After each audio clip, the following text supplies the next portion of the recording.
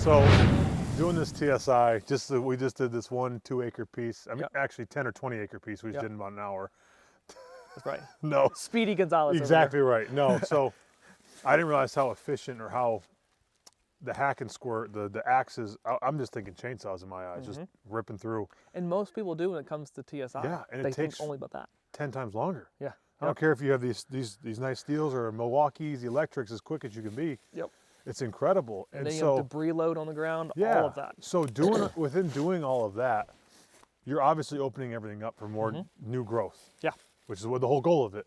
Yep. But how are you keeping invasives out, and how do you keep like that kind of how do you keep the target species coming that we want to bring in?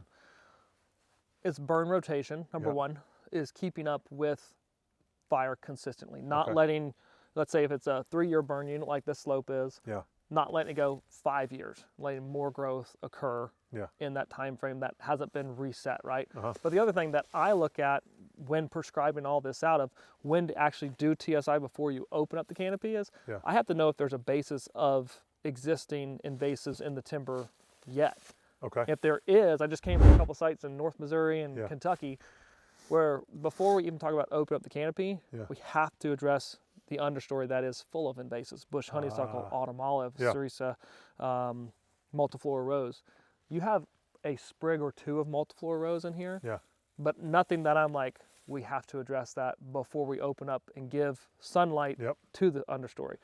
Between open up the canopy, not having invasives, and fire, I'd be shocked if you have invasives come in. We don't have the seed source here. Yeah, if they're not already here, it's not like they're just going to magically appear.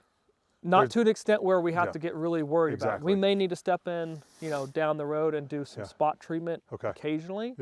But if you're keeping up with burning, that should help. Yeah, so like, I guess if you're going to cut out, you're doing a TSI, you open the canopy up and you have a lot of invasives, you're just going to give them that much more energy and fuel to just go run They've already crazy. taken root. There's a seed source there.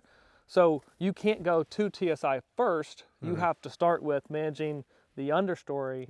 Then you can address the overstory. It's almost like you have to take 2 steps backwards before you can go forward. Which is why it's so crucial to have someone like, to have you or Land of Legacy, one of your crew, come out and look at a property, boots on the ground. Right. Because that's stuff that, I mean, you're going to be able to get it from pictures. I'm sure you can. Sure. But not a full concept of it.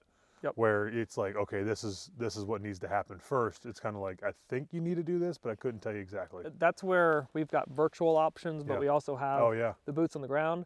I can't go that level of detail virtually because I don't know the species composition unless I get pictures ahead of time. But even then, it's like, well, to what degree composition is that throughout the entire unit? You sent me 2 pictures from 30 acres. You know what I mean? You got 200 acres, Right. Okay. Right. And then the level of detail, and then that strategy to implement to make sure you get the best result. You're all doing this to get a desired result.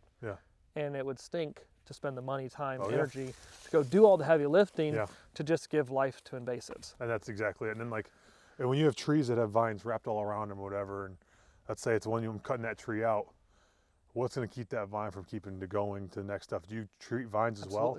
Okay. Yep. If you have excessive amounts, same exact herbicide and a chainsaw, or you can hack them if they're big enough. You can kill a vine. It's a woody so you just treat it just like the 1-inch rule. Just every inch is 1 hack and go from there, and no matter the length or whatever. That's important to do when you're doing TSI if you have excessive vines. There's some places that grapevine, trumpet vine, kudzu, poison oak, where it's excessive and it's strangleholding on trees and damaging canopies. If that's the case, absolutely treat the vines just like you would throughout any TSI and now project. This might be a really basic or dumb question, but there's no dumb questions, kind of. But if I'm cutting that poison oak or whatever vine that is, and there's enough up there, can that keep growing? Will that drop a new branch down or no? No. No, okay. Once that herbicide, you get enough herbicide on and in that vine. It still needs contact in the ground and everything like that. Yep. And just in Florida where we have stuff that goes and grows and grows crazy. For 11 3/4 months out of the year. Yeah, exactly. Or you get 1 week of dormant season down exactly. there. And that's exactly it. So it's just like, I feel like you can't keep up. That's just my backyard in Florida. Yes. So I'm looking at 250 acres. It's like, how do you keep up? So, and that's how it's fires and keeping on top of your programs and stuff like that. Fire's a great equalizer. And what's cool is you're going to start to see the stuff that is super shade tolerant that's in here already in the understory. The buckbrush, coralberry, there is gooseberry that's in here too.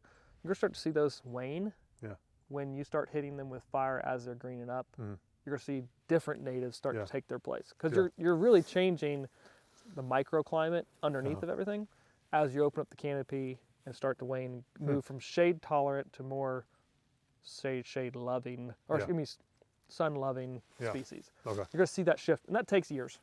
But it's cool to see.